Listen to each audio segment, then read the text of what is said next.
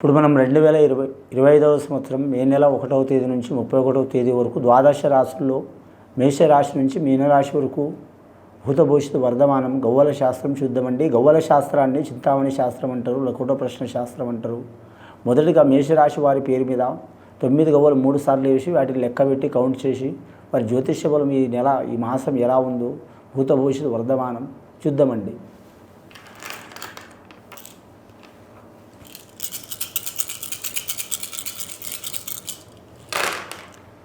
మేషరాశి వారి జాతకంలో పడ్డాయండి 4 గవ్వలు పడ్డాయి. రాహు మహారదశ గవ్వలు పడ్డది. మేషరాశి వారి జాతకంలో చూడాలంటే మాత్రం చాలా వరకు మాత్రం ఇబ్బందికరమైన పరిస్థితి ఉంటుందండి వారి పేరు మీద. కానీ రాహుబలం వారికి మాత్రం అనుకూలంగా లేదండి. చాలా వరకు చికాకులు ఉంటాయి.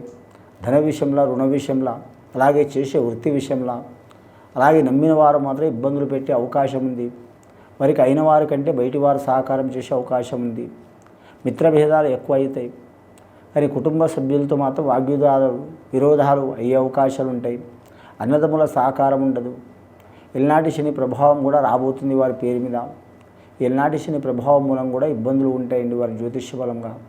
స్త్రీలకు అద్భుతమైన ఫలితం ఉంటుంది. పురుషులకు ఇబ్బందులు వచ్చే అవకాశాలు ఉన్నాయి. ఇక విద్యార్థులకైతే తిరుగు ఉండదు.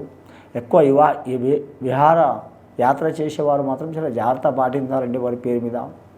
ముఖ్యంగా అశ్విని నక్షత్రం వారు మాత్రం విహార యాత్రలు చేయకపోవడం చాలా వరకు మంచిదండి. దూర ప్రాంతం 1000 కిలోమీటర్లు 500 కిలోమీటర్లు వెళ్ళకపోవడం మంచిది వారి జాతక బలంలో. ముఖ్యంగా కృతికా నక్షత్రం వారి జాతక బలం మాత్రం మంచి ఫలిత యోగ బలం ఉంటుందండి. అంశబలం ఉంటుంది వారి జాతక బలంలో. కానీ వీరి జ్యోతిష బలంలో ధనపరంగా చూడాలంటే వీరికి మాత్రం ధనానికైతే లోటు ఉండదు. వీరి జాతక బలానికి రుణ చిక్కులు అయితే తప్పవండి వీరి పేరు మీద. ఇదివరకు ఉన్న రుణం తొలగించుకున్న ఇంకా కొత్తగా రుణం తీయాల్సిన యోగం ఉంటుంది వీరి జాతక బలానికి. వ్యాపారస్తులకు మందగోడితనం ఉంటుంది. ముఖ్యంగా ఈ రాశి వారి జాతకంలో చూడాలంటే మాత్రం స్టాక్ మార్కెట్ రంగం కావచ్చు, షేర్ మార్కెట్ రంగం కావచ్చు, చాలా ఇబ్బందికరమైన పరిస్థితి ఉంటుందండి.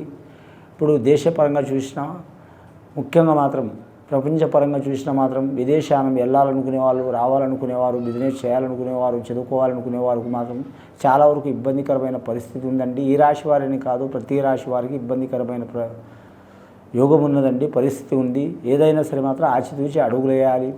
ఈ రాశివారి జాతకంలో చూడాలంటే మాత్రం ముఖ్యంగా మాత్రం కళారంగంలో వారికైతే సినీ కళాకారులు కావచ్చు, టీవీ కళాకారులు కావచ్చు, వర్ధమాన కళాకారులు కావచ్చు. కానీ కళాకారులకైతే చాలా వరకు ఆ కళామ తల్లి ఆశీర్వాదం ఉంటుంది. కానీ ఖచ్చితంగా కలిసి వచ్చే అవకాశం ఉంటుంది.